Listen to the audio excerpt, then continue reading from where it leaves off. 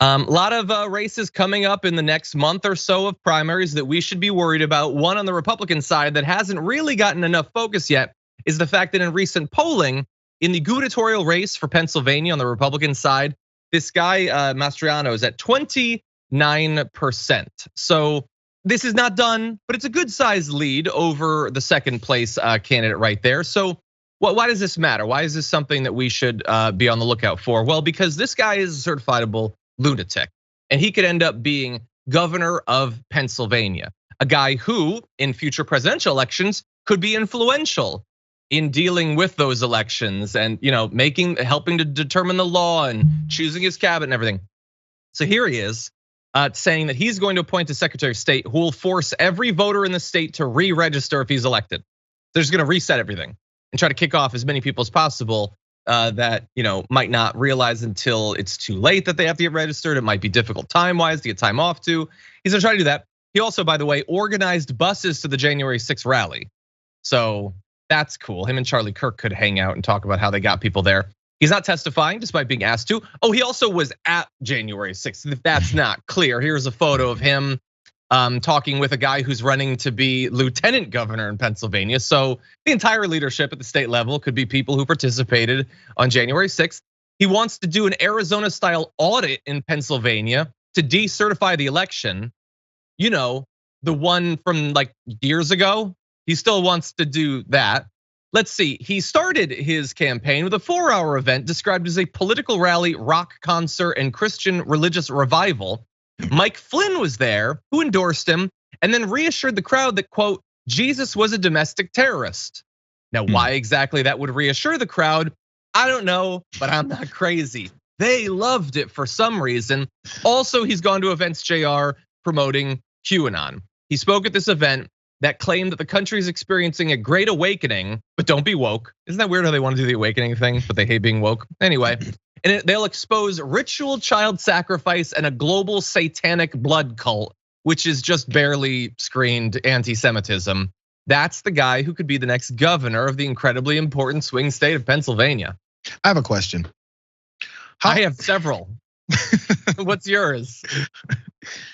How seriously do the people who vote for people like this take all of these declarations and promises and calls for investigations and things we're gonna look into and changes we're gonna make and completely expel every voter in the state and then restart from the beginning? All this stuff that's barking to get Donald Trump to go, oh, I like this guy. Well, let me give this guy my endorsement. This is my guy. Because again, I went through many of the criteria that Donald Trump goes through to endorse folks. And the number one thing that you have to say is that the 2020 election was stolen. And if you say that, that's just not enough because all of them are saying, you have to go further. You have to say, and what I'm gonna do about it is I'm gonna kick off every black person, every Latino off of the voter rolls because they're the ones who do all this voter fraud. You have to go further than that and say, you know what? Because all those folks have been molesting and murdering children. There's ritual child, what do you say? Ritual child sacrifice. You know what the child sacrifices that we've been going through this country is allowing these guns to be taken into schools and then shooting up classrooms full of children. That's the child sacrifice that we've been going through that Republicans like this just don't give a damn about whatsoever. So again, my point here is that I don't think he's gonna follow through with any of this stuff. It's to get into power. It's just the way these things work. Because then how is he gonna pull this off? After the state turns on him for trying to implement these ridiculous policies, these cartoonish ideas, is he gonna actually be effective? No, the point is to get into good graces and get into office and then get to corrupting. Yeah. And look, maybe in office in terms of his politics, he'll just be a regular Republican. He'll, block additional funding for healthcare and I don't know, try to give massive tax breaks to corporations to get them to come there. I don't know what he's gonna actually do. Maybe he'll do investigations into ritual child sacrificing, going on at the state level. I have no idea. But what I do know is we've been covering now for a couple election cycles. Will they embrace these people? Will it be a detriment? In 2020, several big QAnoners did win, Marjorie Greene and all that. But there were others that lost. It doesn't seem to be as big of a deal. I mean, again, like we were talking about Herbster, even like multiple allegations of sexual assault, narrowly squeaked it out. This guy's legitimately insane. He will definitely try to stop a free and fair election in Pennsylvania 100%. In the future. And there's a very good chance that he will be the Republican nominee. So very important that we get an awesome Democrat on that side to run for governor in Pennsylvania. Go do a little bit of research on that. Anyway, with that said, I also want to remind you, look, the news cycle is what it is. Ukraine is so significant, it takes up a lot of time. Obviously, with Roe v. Wade potentially about to be destroyed, that is something that we do have to pay attention to. We also have to remember that the Republican effort to shape the environment for the next presidential election, that continues. They are taking out county heads of elections.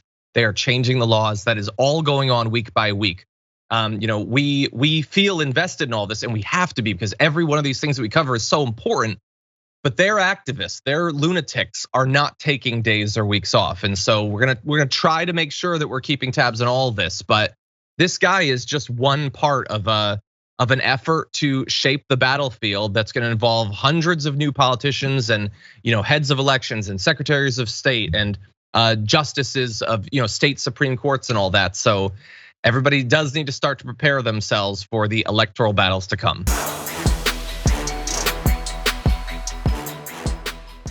Check out the Damage Report podcast each day, wherever you get your podcasts, whether Pocket Casts or Stitcher or iTunes. You can join me as I give you the news and stories you want, with a range of co-hosts and interview guests jumping in on the fun each day. Again, that's the Damage Report, wherever you get your podcasts. And if you get them at iTunes, don't forget to rate and review. Sometimes I'll read them live on the show.